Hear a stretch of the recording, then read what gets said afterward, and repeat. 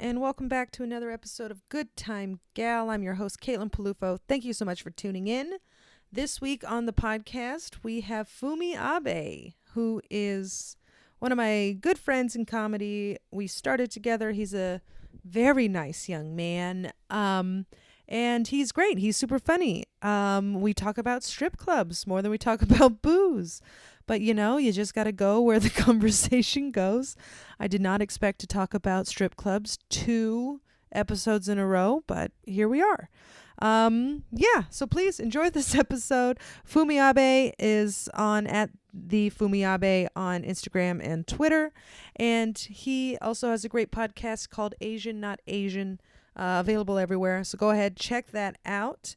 And yeah, please rate, review, and subscribe. It really helps the podcast get seen by other people.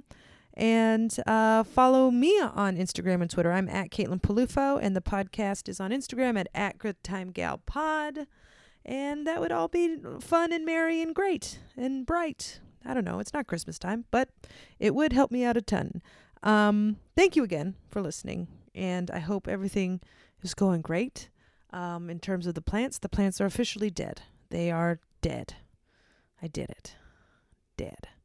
So I'm going to sit here and have a plant funeral for them. And really hope my friend forgives me for killing all of her plants. All right. Well, thank you so much for listening, and please enjoy this episode. Bye-bye. Where are you? Are you in Brooklyn? Where are you? Did I already ask you this? Yeah, I'm in Crown Heights still, but I'm house sitting for a friend. Oh, yeah, gotcha. So it's a whole different place. Damn. Yeah. We should like go on walks or something. Yes. What street are you on again? I'm on Pacific and we should cut this out. I'm on Pacific and Nostrum. No. People should be able to find you. Yeah. Okay. That's what I think. That's really good though. That's nice. I've dropped you off a few times. I know where you live. Yeah. Back when comedy was a thing. I don't know why I was you like, did drop me off. I know. Oh God. Who's sad? Caitlin's sad. Oh my God. It's all gonna be fine, right? Yeah. What do you think? I think it'll be fine. It will take some time. I think that if anything, this is like an opportunity to kind of like reassess your skills. That's how I'm sort of seeing it. You know, like maybe if that's a nice way to put it. Yeah, if stand up was your only thing, like you're not making any money right now, so maybe this is the time to figure out like what else you can do. But as an art form, it's definitely gonna come back. Is it gonna come back in 3 months? I don't think so, but it will be back at some point. You know. Let's hope so. The last set I did was in Erie, Pennsylvania, in front of like 15 drunk mothers. So let's really hope it comes back. I did all my dirty material. I was like, I'm doing the jokes I want to go out on. And so I literally did everything. And they were just like, oh my God. So wait, when was this? Like mid-March or something? Like beginning of March? Mid-March. It was the very last weekend things were open. It was St. Patrick's Day weekend. And luckily it was a big enough club where they sat people far away from each other. Oh, so they did do that. They did try to do social distancing. They tried, but then we drove down the strip on the weekend before St. Patrick's Day, and the bars were packed. So we were like, why did we even bother? Makes no sense. Damn. But yeah, we did it. When was the last time you performed? I think it was like first or second week of March. It was like the new joke show at New York Comedy Club. And it was so sad because those shows are so fun, and you know, you make yourself write new stuff, and I felt like out of the 10 minutes there were like a couple ideas that I thought had legs, but I like write on stage a lot, so it's really hard for me to write stuff at home. Like I can come with like a funny idea, but it's not gonna be like punched up because I just say funny stuff when I'm put on the spot. So I think podcasts are good in that way because we both try to be funny, and maybe you'll say something, but like I don't know, the whole like process was fucked for at least for me. So I've never been like a one-liner guy, so I feel like I'm having a hard time trying to figure out how to keep it going. I know, right? I feel like my boyfriend Steve is thriving because he's a writer. He's a writer guy. He writes, and I'm like, well, I got to say it out loud to see how it comes out. Yeah, exactly, and hope for the best. Yeah, because it's like that adrenaline of trying to say the joke. And impress these people in front of you. The immediacy of it, that you're like, I got to figure something out, and then sometimes you're able to get gold. I got like half of my jokes that way. Me too. So I think people like who have our style of stand-up it's tough right now for sure. Yeah. But there are these Zoom shows, they're okay. Yeah, they're fine. Oh my God, I got Zoom bombed. Woo! Woo-wee. On the podcast or No. I did a Zoom show and I got a bunch of porn. I saw so many dicks. So many dicks. I don't understand. So is it real dicks or someone's holding a phone of porn or something like this? Sometimes it's a phone of porn. Sometimes it's their own dick. And why can't you just kick him out? Cartoon dick. Oh wow! Why can't you kick him out? They did. Like, it wasn't my show. The guy, he was he was quickly pushing people out. He was like, it just takes a couple minutes and then I get them all out. And I was like, there was like 60 bombers in there. Because at the end of it, there was like 50 or 60 people in the chat. And then by the time he kicked all of the trolls out, there was only like 10. Oh God! And you can't even recover from that. It's like you can't ignore that. No, you know, can't go into your material. No. And I was Jesus just like Christ. looking at all the porn, like I didn't know that existed. Look at that one! Oh my God! It's got so many folds. It was so weird. Oh God! Love it. Well, I guess I should introduce you. By the way. Yeah. We're very formal here. This is Fumi Abe, also known as Masafumi Abe, but Fumi Abe now for the white folk. Yeah. I would say. Yeah, you knew me way when I first started when I was true to myself, and then I said, you know what? No one's gonna sign me if I go by this name, so I changed it. I love Masafumi Abe. You're still in my phone as Masafumi, and no way. Yeah, you're still in my phone, and then every now and again I'll try and type in Fumi, and it won't come up, and I'll be like, I know I have his number. It's like, all right, it's Masafumi. I love that. Yeah. Yes, when we all make it, that'll be like the sign. It's like, what do you have me in your phone at? Yeah. That's how I know if you started with me. Oh, that's so optimistic. Oh. Yeah, you gotta stay optimistic, baby. Yeah, I guess we started together pretty much. What was that? Yeah. It was like you, me, Usama, Peter, Andrew Castertano. Usama like had just moved here. He was like, I think he'd been doing it for a little bit because he was like way better than all of us. Yes. Because we were like spanking new. We didn't even know the format of a joke. No. You know, like I remember like, because I feel like you and I have similar styles. We would just go both up, we'd both go up and just like say something crazy and not really have an angle. Be like, isn't that wild? And that was it. Like for like that was my joke for like the longest time. And you're like, oh no, you have to like write something clever. Yeah. But yeah, we like all started together, man. Me, you, like Pedro Gonzalez. Shouts to that guy. Pedro too, and then like Mary Sella. We all started at the same time. Oh my gosh. We were just so new. Going to Karma. I know. Oh God. For the people who don't know, Karma Lounge is a hookah lounge on the Lower East Side that is a nightmare for comedy. Yeah, and you get secondhand cancer, so that's it's wonderful. I mean, and the stage is broken and you're just slightly above the rest of the audience and they're just staring at you like, when do I get my free drink? So it was a nightmare. But we did it. We did it. It was at 4 in the afternoon also, which was baffling. Oh, yeah. I mean. Yes, all those mics. Yeah, I would leave work early to do those mics. Aww. What a time. What a time. We were so hopeful. And now you still have the hope. That's beautiful. Yeah. I don't, it's just been, I'm sorry, I don't know what this, I think we're supposed to talk about fucking or something no. on the podcast. Sorry, we're I mean, usually gets about, there, but isn't it about like dating? No, it's about drinking, you weirdo. It's about drinking. Sorry. Oh, I'm weird. Yes, you're weird. Sex. What a strange thing, but alcoholism so normal. Yeah. Yeah, I remember that was like a thing when I first started. I always thought people were weird if they got a drink at the open mic. Oh, really? That was like my. Oh, yeah. That's the way I judged people. I never drank at the open mic. I was always just. I never really drank at open mics because I was told that like that's how you fail. Then you get used to needing drinks before you go up and you'll fail. It's like, oh God. Yeah, I mean, I'll admit, like the first time I did it, I drank a lot because I was so nervous. But then, like, it became like a sport to us, right? So, like, you don't drink at the gym kind of thing. So I didn't do it. But then, like, it was sad because some people clearly had problems and they weren't drinking to be fun. They were just like, this is just my life. So that was sad. Oh, yeah, that was sad. That you see some people and you're just like, oh no, what happened? Yeah, it's not the fun kind. Yeah, exactly. It's like, oh, you're getting shit off your chest. Oh no. Yeah. But I like that you were like, oh, what is this about fucking? I don't know. I thought that you had said it was about relationships because every podcast is about relationship, dating, DMs, which you and I don't do. No, we don't do that. We don't do that. We don't but do I that. do get we don't wasted. Do that. So you tear one off. The first thing I heard about you was that you go to strip clubs, and I was Oh like, yeah. Fumi? What? Masafumi? Tiny little man goes to strip clubs? Because you would Yeah, always I come to used to these go a mics with your lot. button-ups, and you're like, like you always look like you had your shit together. But you were just like wholesome, like, I got a girlfriend, dee dee dee. And you're like, no, I go to strip clubs. Yeah, man. I used to go. I went a couple times in college, and then when I got my first job, I had some money, so then I would go with like my coworkers. And then like a couple times I went alone. It was a whole thing, man. I mean, I went alone? I kind of. I've been alone a couple of times. You know what I used to do? I used to go like on the road. If I was on the road, I would just be like, well, I don't know anybody here, so I guess I'll just go to a strip club. So like that's like, I would do that sometimes, but like I don't go as frequently as I used to. But you know, speaking of drinking, like I don't really drink a lot there because, as you might know, you know, a Budweiser at a strip club is like $35. So Yeah, well, same as a comedy club, I guess. that's true. Yeah. Yeah. So that was my life. That was your life. Clubs. Who Yeah. brought you? How did you first get into strip clubs? How does that even Here's happen? the thing. This is what happened.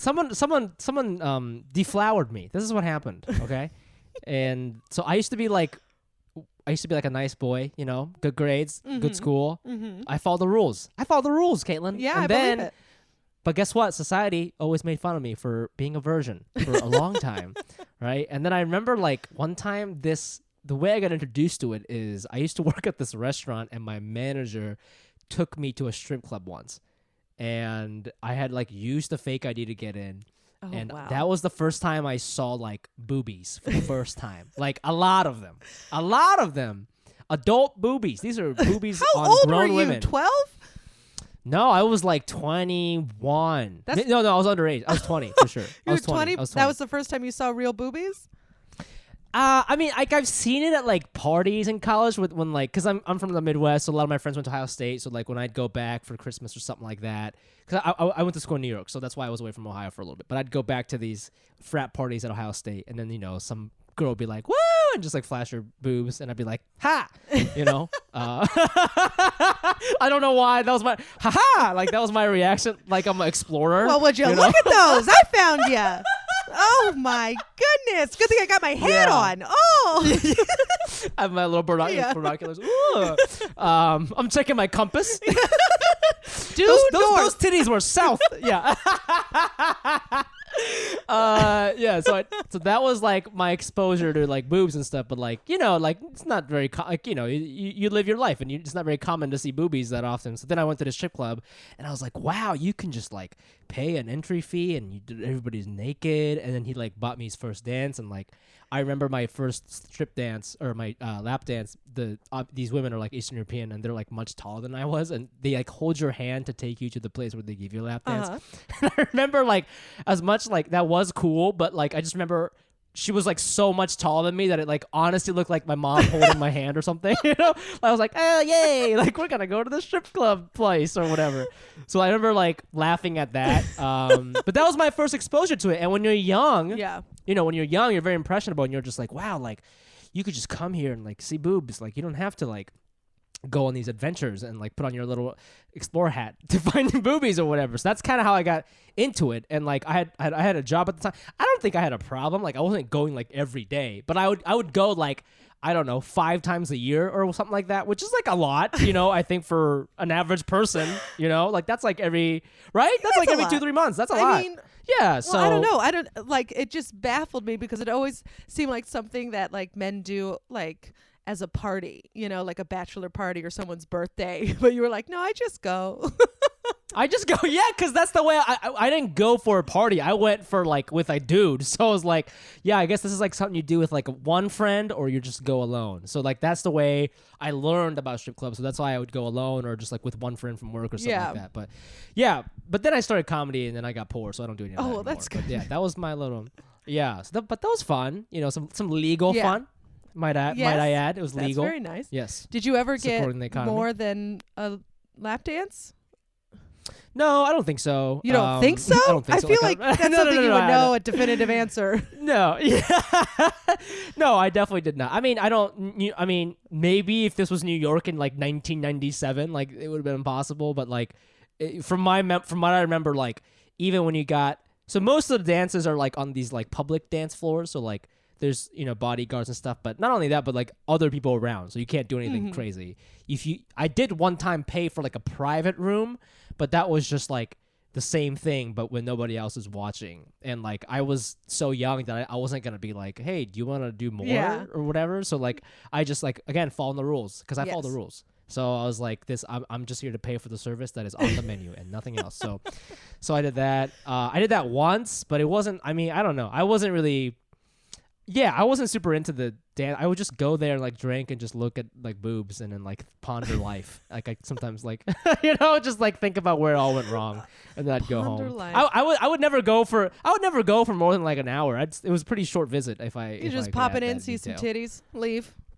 Yeah, that's so funny. Well, it was nice, I mean, it really. I mean, you can have whatever opinion you want about strip clubs, but like I truly believe it was the way I was introduced to it, and that's sort of like for a little bit. That's kind of how I understood, not women, but just like that service. Like, oh, if you don't have to like do that, you can just go to this place. And, what do you mean, like? So that's kind of how you saw it as dating. Like you're like, if it doesn't work out, I'm still not dating, but like sure.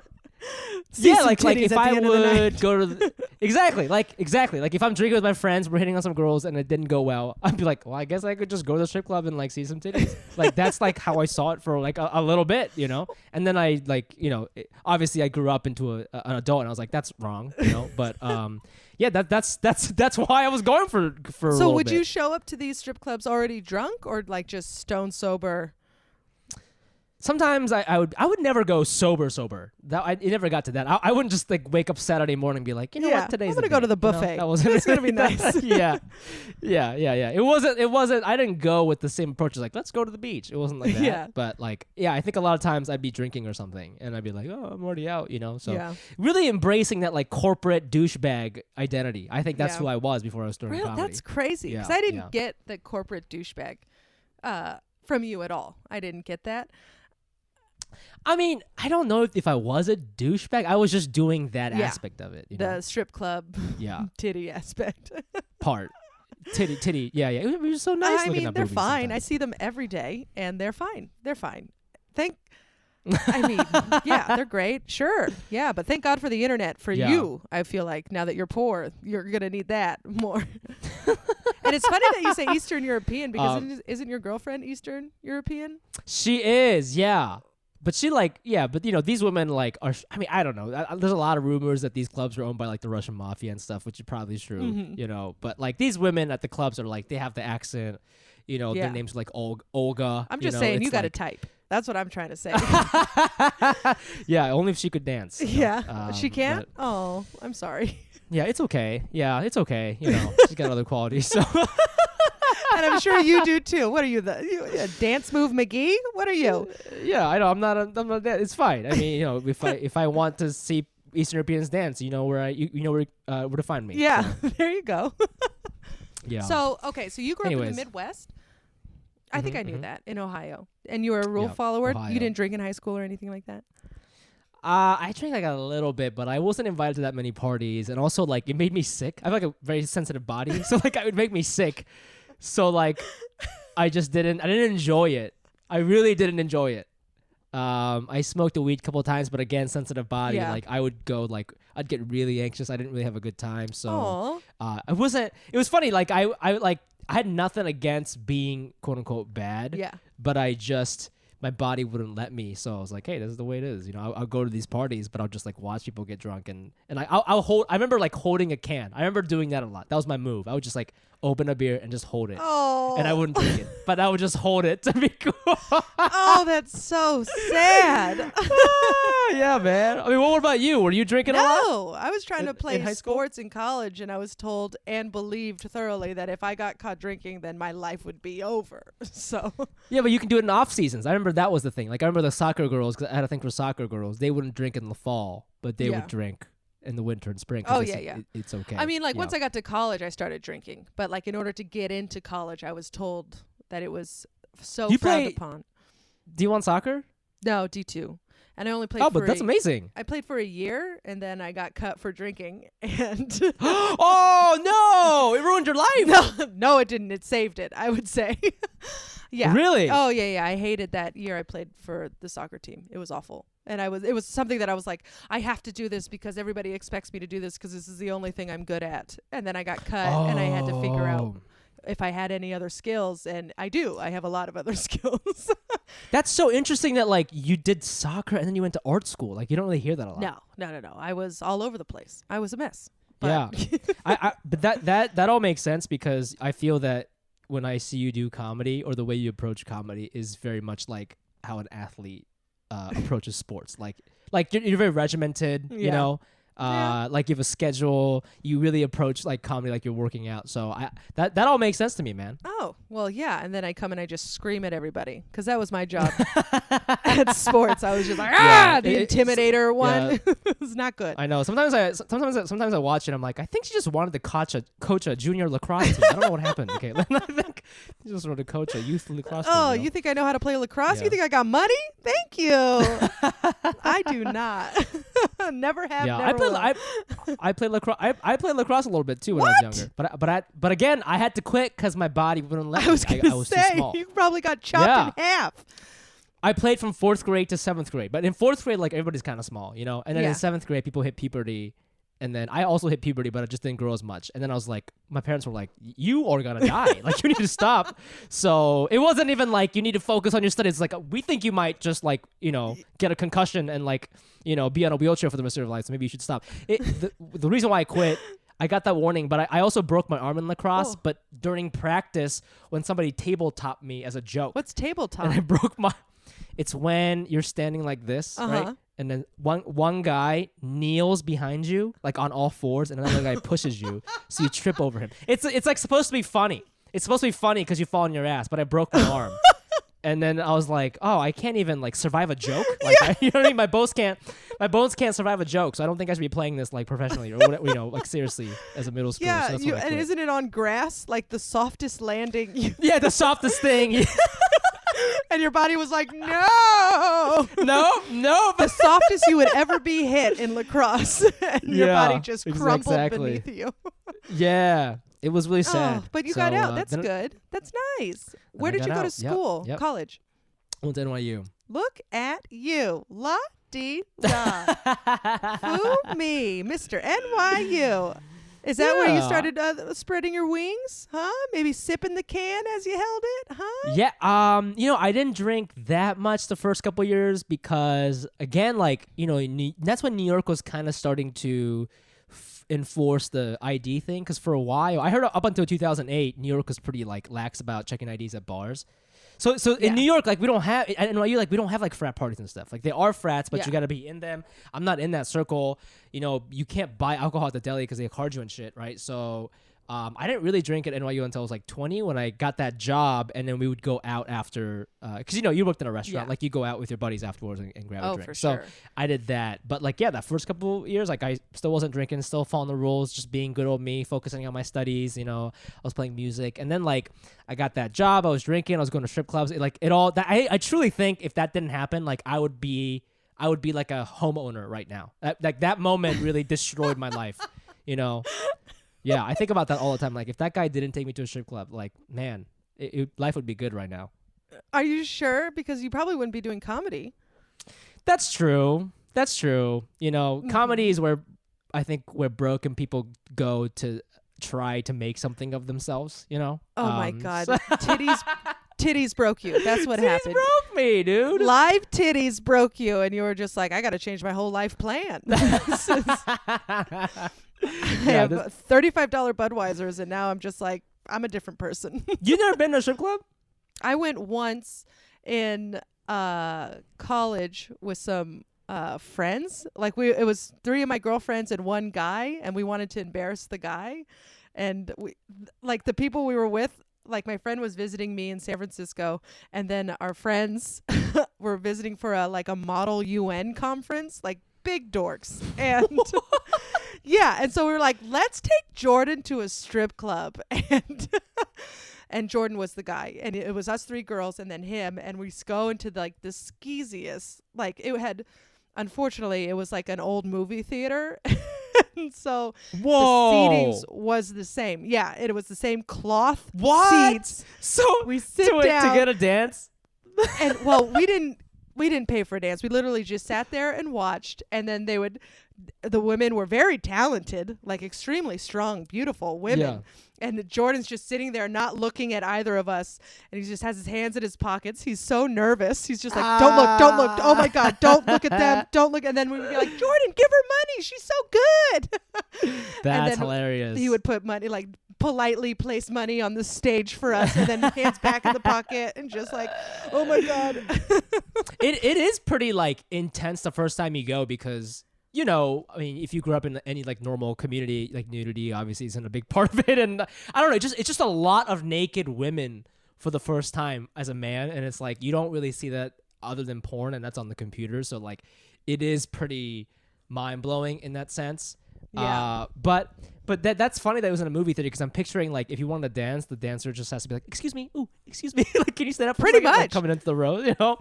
Jesus Christ. It was so strange. I realize now that is strange. Now since seeing a bunch of movies that have shown strip clubs, I'm like, that's not a normal thing. And the seats should definitely not be cloth. What the hell were they thinking? Yeah. It was so gross, but I'll never forget it, and I don't think Jordan will either. Who's still a friend to this day? Works in politics. That's nice. Good boy. Oh, Yeah. That's nice. Yeah, he's a nice young man. Okay. Yeah. All right. But, So, and I didn't realize you worked at a restaurant. What did you do at the restaurant?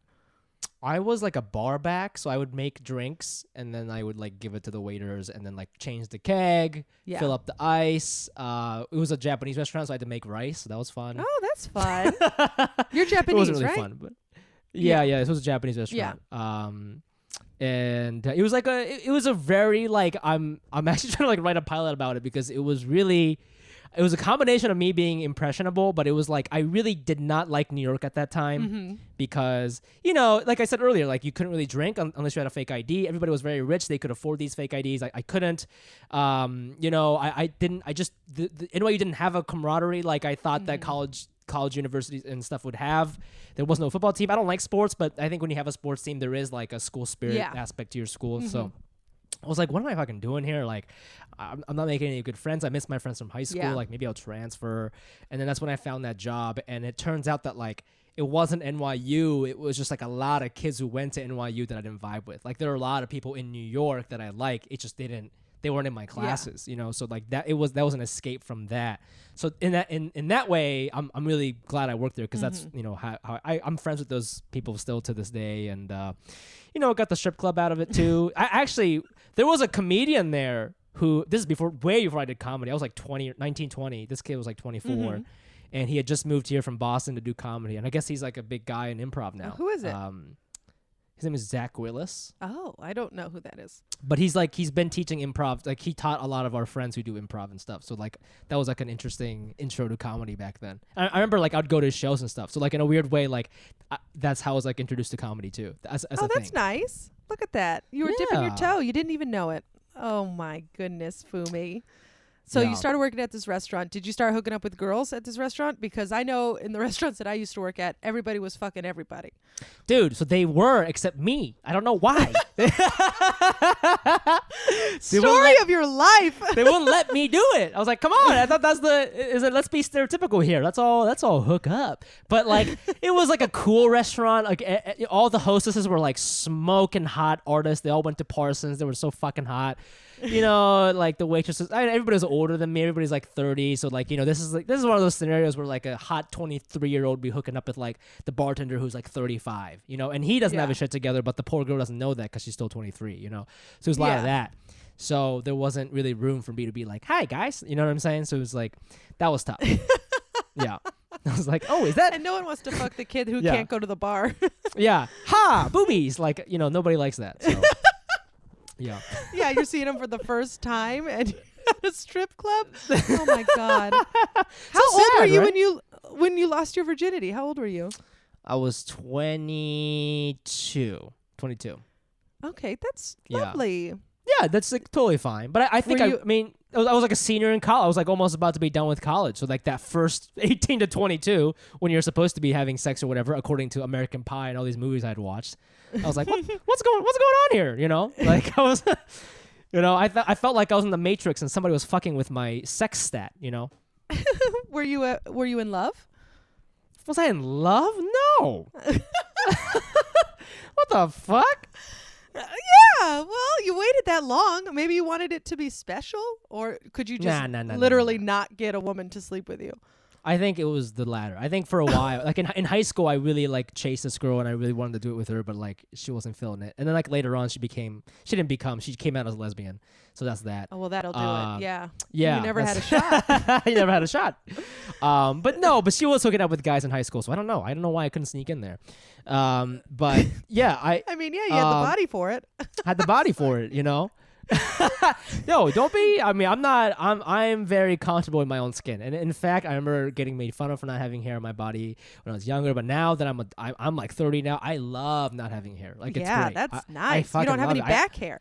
Ooh. No, and back hair. I didn't know that was a thing that women had to deal with. I can't even, dude. Like, fucking, I don't know. Praying for you. I'm not religious. I just did the guy I'm dating right now has no hair anywhere, so that's great. No hair is hot, dude. Yeah. It's perfect. It's lovely. Yeah. Yeah, can't complain. I know. So, yeah, I mean, I didn't have any sex really in college. Didn't have any sex. But yeah, I would drink a lot. And I was like a fun drinker. I would drink and be fun. Yeah. Did you ever do anything stupid? Because you seem like you have your shit together.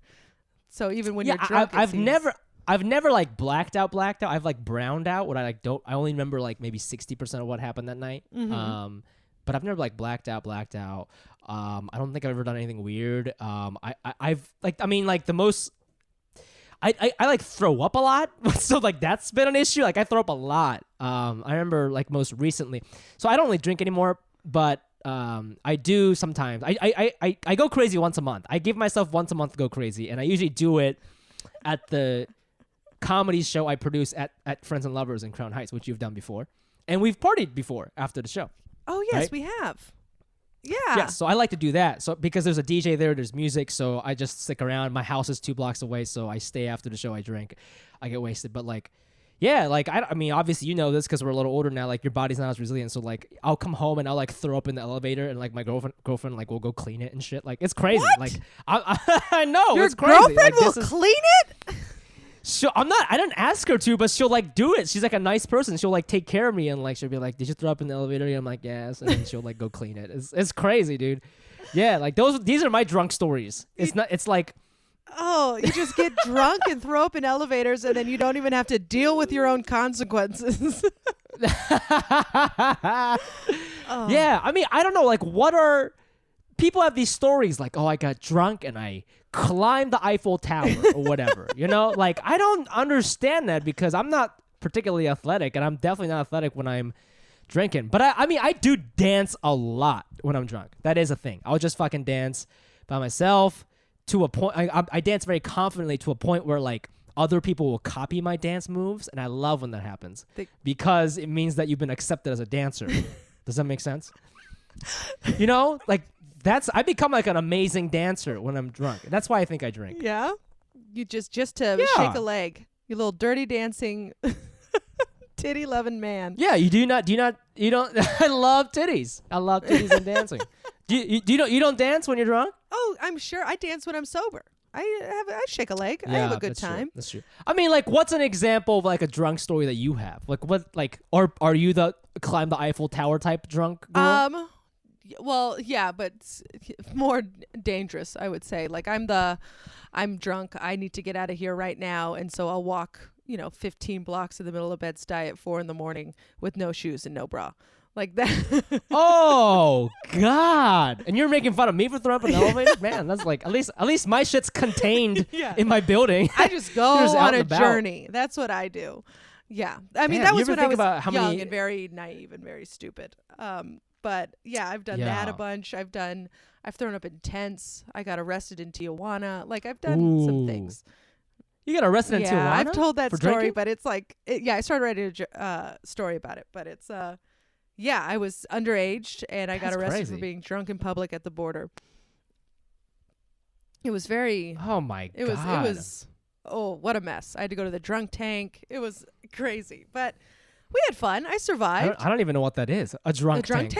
A drunk tank? That's where they take everybody. What is that? Like Shark Tank? You get arrested for being drunk in public, and they bring you to this like high school gymnasium where you stay there for like 6 hours until you sober up, and then they release you back into the world. They just like you just sit there and what do they fucking put on Schindler's List or something? Like what do they do to sober you up? They have like a cot or some mats. They give you a sheet. They tell you God. to sleep it off. It's so weird, and it's very brightly lit. Yeah. I would You've say never done anything like that? You've never been bad? No, but I think the strip club is my alcohol, really, because that's, like I told you, like I'll if I do a college show or something, like I fucking did a college show in South Dakota, and I was like, I don't fucking know anybody here. I'm like, I guess I'll like go to the strip club and like meet some locals. So I went there, made some friends. It was kind of cool. I don't know. I mean, I use it as a social tool now, I guess, but that's kind of my go-to vice, like strip clubs. Yeah. Does your girlfriend know you go to strip clubs? She does now. I told her. You have the most understanding girlfriend in the world. Don't you ever leave her, Fumi. You have to stay with her forever.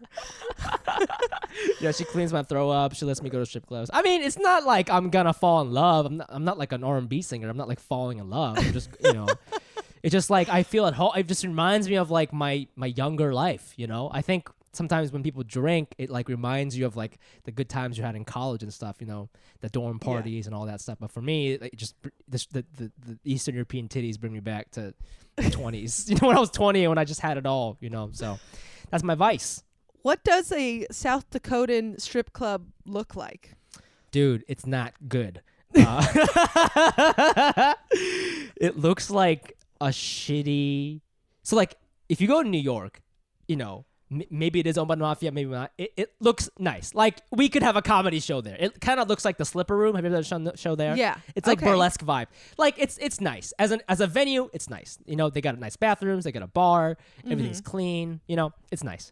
These fucking small towns, like it just looks like, I mean, I don't know, where are you from? Are you from San Francisco or are you from like a smaller town? From a suburb of San Francisco, San Bruno. Okay. Yeah. If you go to like, I'm sure that you guys have bars in your like local towns where it's like just for people in the community. So it just kind of looks like some shack, red carpet from 1965. Like, the tables don't even match. They just grab them off the streets. It just looks like somebody's like, it's as if like your friend who didn't have a finished basement invited you over and like a kid put together like a party, right? It feels like that. Like nothing. It just like you can't believe this is a business. Like you're like, oh, like somebody owns this. Like this is crazy, So it's like that. And then when I went, surprisingly, a lot of the patrons were like, so in New York, a lot of them are like weirdos like me. A lot of people just go alone or like are finance bros or wearing suits coming from after work. But in South Dakota, a lot of them were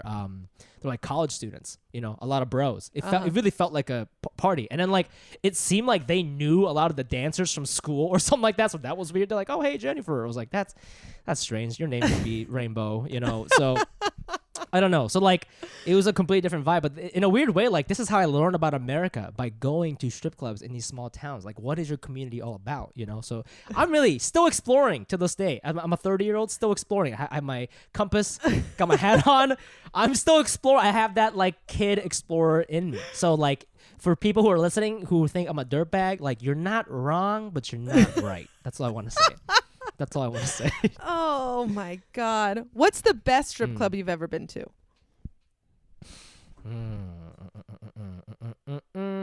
Define best. Well, I mean, one where so maybe one where you felt like the most at home. Like you're like, I am king of this strip club. I'm at home. This reminds me of my parents' house. I That's so like, funny. Where you felt accepted and you made the most friends. I felt accepted. It seems like this is what you want out of it. Like you're going to these places to be amongst like-minded people. Yeah. So where was it the most like-minded? You know how comedians have like home clubs? Yes. Like I have a home strip club. Yeah. Where it's like you walk in, everybody's like, Fumi, hey, he's back. Nobody says that, but like there was a point in my life where I was going enough where like dancers would be like, oh, I remember you. And I'd be like, oh, thank you. And then we'd like follow each other on Instagram or something. I like Sapphire on the Upper East Side. I used to go there a lot. Okay. And by a lot, I mean like a couple times a year, or like 2 consecutive times in a row. Mainly because they have this thing where like if you follow their Twitter, you can get in for free, so you don't have to pay like $30 to get in. That was like mainly why. But it's also nice, and they have this thing on weekends. They have porn stars come perform, dance. So like these people that you grew up with, these people you like grew up watching, they like you can like see them live. So like that's kind of interesting, as a straight guy. Do they dance or perform sex acts? No. They dance. It's like they're like a stripper for the night. But that's how they get. It's like, how like comedy clubs would be like this weekend at Funny Bone headlining, Mark Normand or something. But it's like that. But it's like instead of that, it's like Asa Akira or like someone famous. I don't know if you know who that is, but who is it? Say her name again. Asa Akira. I don't know who that is. She's very, very famous. She's an influencer at this point. But anyways, so yeah, these porn stars come. So it's like I just feel like they do a good job. I like their operation. It's like it's big, it's spacious. Like their drinks aren't too expensive. So I like that. I like that a lot for sure. That's probably my favorite one in New York City. When did this podcast become about strip clubs? This is well, when you said it was your alcohol, basically, you were like, strip clubs are like my alcohol. What is this show? What is this podcast about? Dating? Fucking? What is it? Well, it wasn't until you said that shit. And now it's about. Yeah. I want to go to Sapphire with you one day. Yeah, let's go after like I don't know what's up there. Dangerfield. You ever do a spot at Dangerfields? I don't do it anymore. I've done it like a couple times, but comic strip. I guess that's up there. I would love to bring sweet little Steve and just watch him. Oh, I couldn't handle his sound, boobies. Yeah. I just feel like because they come up to you and they're like, "Would you like a dance?" Very professional, very cordial. Would you like a dance? And he'd be like, I don't know what he would be like. Oh, I can't. I don't know what the fuck he would say. I don't know. I think he'd probably He'd probably text Siobhan, his friend. I need backup. I need to start a podcast. I don't want to see the titties. My girlfriend made me. He's like popping his anxiety meds. Like, come on, Steve. Be cool. Can you be cool? I'm like the cool guy at the strip club. Be fucking cool, bro. Fucking chill. Oh my God. What a day when you're the cool guy at the strip club. I love it. Have you ever gone with comics? Yes. A couple of times. But they're not like, who? I can't tell you. You got to drop some names right now. Anyone I would know? Yeah. They're like our friends. But like, yeah, I don't know if they would want me to saying that. You could bleep it out. I'll tell you. You could bleep it out. Or I don't. No, I don't have the technical ability to bleep it out. Yeah, I was like, do I know how to do that? Nope. So I better not. I mean, no, we didn't do anything bad. I mean, I've also gone with like female comedian friends, like not often because we don't have money, but like, we've gone a couple times and like, it's fun when you go with comics because you're just like fucking around and roasting everybody. And how much is a dance? Usually $20 for one song. $20? That's it? That seems very reasonable. It is reasonable, but some places will try to cheat you and say it's 30. Mm-hmm. But that's when you got to haggle a little bit, which I don't like doing. What I say is I'll do it for 20 and I'll just tip you. I'm like, okay. And then it ends up being 30. Oh my God. So haggling for a dance seems very rude. No. It is rude. You can't. That's a bad word. And also, I'm Asian, so I'm like reinforcing stereotypes. But like, what I mean is, they will try to trick you. Like if they think you don't know what's up, because 20 is standard. It's kind of like when you want to get chicken and rice. It's $5. Okay, don't fuck me in the ass. It's $5 for chicken over rice in New York City, right? It's like that. But if you have a fucking map open, they'll be like, it's $7. It's that same shit, So they look at you and they think you gotta respect. That you don't know what you're doing because you're this sweet little. You look 15, so I would imagine. Yeah. I look 15, but little do they know I've been going for 10 years. I'm an experienced You're a sommelier patron, of so strippers. Like, no. I feel like. Exactly. But it's fun. Sometimes they talk to you about their ambitions, and it's they nice. do. It's like sometimes you don't have to pay them to dance. You could just be like, you could just pay for a drink, and then they'll just sit with you and like chat with you. Oh, have you met a girl you would ever date? No, I don't think so. I mean, like, it's obviously I'm fully aware that like they're just doing this for the money. So like, even if we're like having a good time, I'm not fooled by the illusion. Like I when I leave, I'm like, oh, that was fun, and that's it.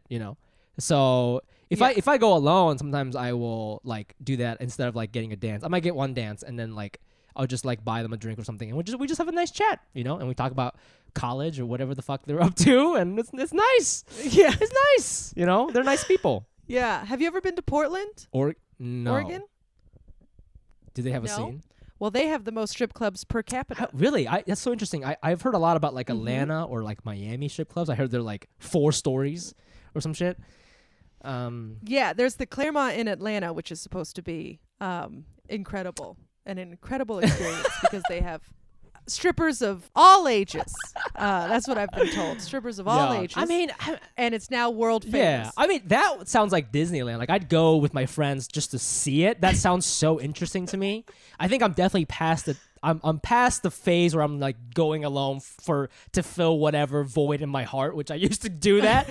I'm like done. I'm done that. Now if I go, like I'll go with friends because it's like fun. It's like a fun environment to be in, I guess, for me, you know. Yeah. It's like if you and I went, it's just like, I know, it's like we're gonna talk shit, but now there are naked women around us.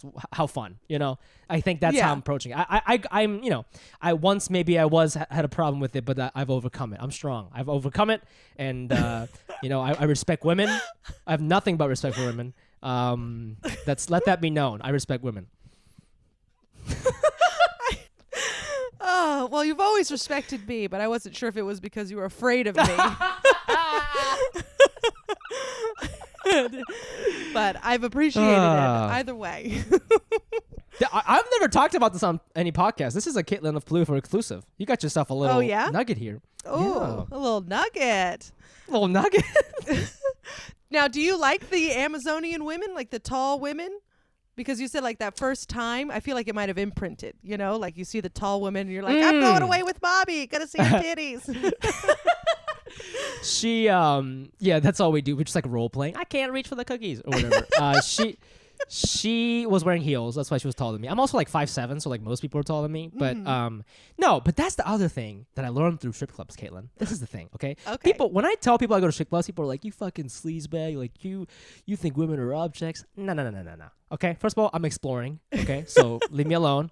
I'm going to uncharted territory. Leave me alone.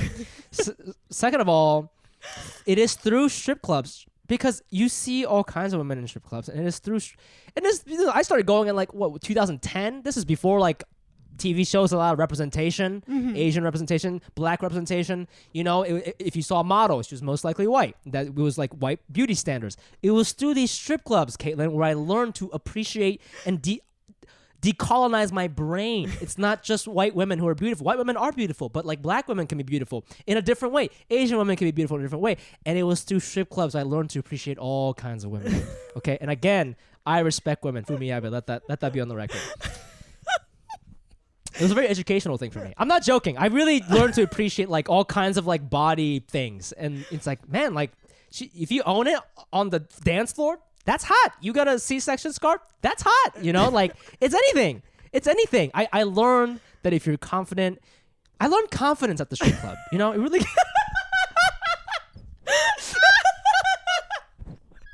Oh my God, are you running for mayor? I love that. I'm running for mayor. That's my platform. Oh, your body things. I come down like this. Just slide down that pole. Yeah. Oh my God, that's beautiful. Yeah, Fumi Abe, pro C-section scar. Oh, well, that's beautiful. Yeah. I love that. Thank you. You know, you love all women. That's nice. Yes. And I want to know what body things you're talking about. What are you body things? I'm just saying, like, you know, you hear girls a lot of times they'll be like, they'll make jokes about it, but when they're taking a picture, they're like, I'm sucking in. Oh. You know, they say that a lot, right? And like, haha, it's funny. But to me, that's the equivalent of like an Asian guy joking about how he like has a girlfriend and he like feels better than the rest because he made it, right? It's like, it's funny, but it's regressive at the same time where it's like, yo, girl, like, yo, you got a little tummy? Like, everybody has a little tummy, man. Like, it's no one, like, Kumail Nanjiani recently went on record saying this. Like he's ripped now, right? I mean, it's insane. He was a fucking open micer, and now he's this, right? Like he literally went from Creek in the Cave to that. That's his career trajectory. Yeah. That's insane. That's fucking sane, right? So, but he was saying like, I can't achieve this body without these professional trainers. So like, I mean, I'm dead serious. I mean, you go to these triplets in South Dakota. Do they all look like models? Absolutely not. These are South Dakotans. They have different beauty standards. But it's like, if you got a low stomach, like, if you're still owning it on the stage, like I think that's hot. And to me, that's what comedy is, right? Comedy, like you and I, are we 10s? Let's face it, we are not 10s, Caitlin. And I don't mean that. I'm not jabbing you. I think you're very attractive, but we're not 10s. Let's be honest. We are not 10s. I think we can both agree. Correct. That we are not 10s. Some of us are 9.5s, but Yes. But when you and I are killing on stage, okay, to the audience, we're 10s. Temporarily. If we leave the club, we're like back to being 4s or whatever the fuck we are. I'm fucking with you. You're 9. I think. A half. 9.5. But it's like then that's what the strip club taught me. It's like, oh, if you just own it, it's very attractive and charismatic, and that's what I try to bring, that strip club energy into the comedy like club. That. Fumi Abe. Yeah. Fumi Abe. Fumi Abe. Fumi Abe. That's my stripper name. How dare you? I go by Abe. I love it. Coming to the stage. Oh my god. Abe. You ready, boys? Ha! Top of the morning to ya. Surprise! Fumi Abe's here. Oh, love it. That's love it. Beautiful. I love that these women taught you confidence in your stage persona. They did. I learned confidence from women, dude. Yeah, I mean, we have to. It's false most of the time. I would say it's just like pretend like you know what you're doing. Oh, so no more strip clubs. Not really. Now it's no longer filling a void. I love that you are a complete human. No. You have a beautiful girlfriend. How did you meet this girlfriend? I met her in college when we were doing like a 1-week study abroad program. I met her in Sicily. Oh wow! Just for a week? Mm-hmm. That seems like a waste. It was like, well, it was like I just call it study abroad because it's hard to explain, but it's like it was a thing where you could go over spring break. You could go to Italy for $300 for like 7 to 10 days. NYU pays for the rest if you qualified or whatever. If you took this thing, if you wrote like an essay or something like that. So, that's nice. So I actually made some of my best friends in college do that, and then Maria was one of the people I met there. Oh, so you guys have been together for a while? Nah, we like met, and then like we were hooking up, and then like I was being an asshole for a very long time, and then we started officially dating when she was in grad school in Philly. So I started this long distance. Oh, okay. Yeah. And how has quarantining together been? Honestly, she had a freak out like the first, like after 10 days, she had a freak out because she could tell that I was antsy not doing comedy. So I would just like try to be funny around her, like a little too much, like it's just like, not everything has to be fucking funny.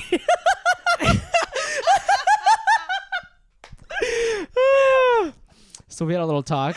So now I've like chilled out, but now we have like a nice little rapport. It's fine. It's nice. She's actually away right now. She's walking to a supermarket very far away to get away from me for a couple hours. So.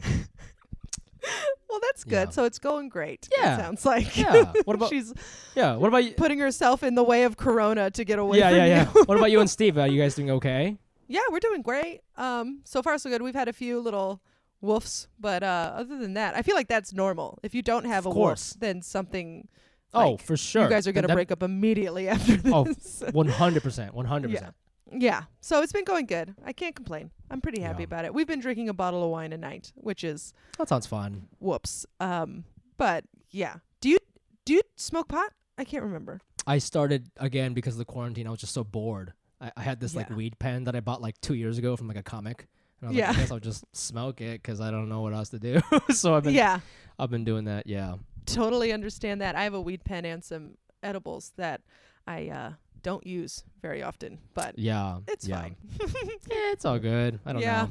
You got to do something to keep your head not from banging against. It's also like it's just like hard to stay creative and inspired. That's the thing. Is I realized that I would write stuff based on like weird things people say to me. That's the beginning of all my bits. Yeah. And sometimes I'm misinterpreting them. Sometimes they don't understand the layers of the things that they're saying, and it just, that's just what I write about. And now I have none of that. It's just my girlfriend, so it's just like, I don't know, try to find ways to, I don't know, I'm transitioning from a comedian to a humorist, I guess you could say. I know, a social media, a TikTok comedian. Oh yeah, your TikTok videos are great. Oh, thank you. I don't know. It's just I'm cool with. It feels like I'm okay with putting stand-up stuff on TikTok because they just like they pop and then they go away. Like Instagram, I don't know. It feels more permanent, and I don't want to. Yeah, I just do like TV stuff on Instagram and stuff, but because it's already out there. I mean, you may as well. But speaking of which, we'll wrap up. Where can people find you on Instagram and stuff? Please find me on Instagram and TikTok and Twitter. At the Fumi Abe, that's spelled TheFumiAbe, and I've also got a podcast called Asian Not Asian, available on iTunes, Spotify. Check us out. We interview a bunch of awesome people, and we're also on Instagram there at Asian Not Asian Pod. Yeah, beautiful. Great. Well, thanks for telling me all about your strip club vices. Yeah, thank you for. I never really like dug deep into it, but. Yeah, I think it was really about confidence. Yeah. So thank you for allowing me to share that message. I mean, I think it's beautiful. I think we came out the other side. Yeah. Oh, you have me converted. We really did. Yeah. We really did. I'm going to go with you. I want to learn some confidence. I got to. Hey, let's put our lungs on the line and go, Let's do it. It's a date. As soon as we're set free, we will go to this Sapphire together. I'm in. Beautiful. All right. Well, thank you, Fumi. Thank you so much. All right. Do I hang up now? Good time, girl. Didn't do her a good time, girl. Didn't do her a good time, girl. Didn't, she's a good time, girl.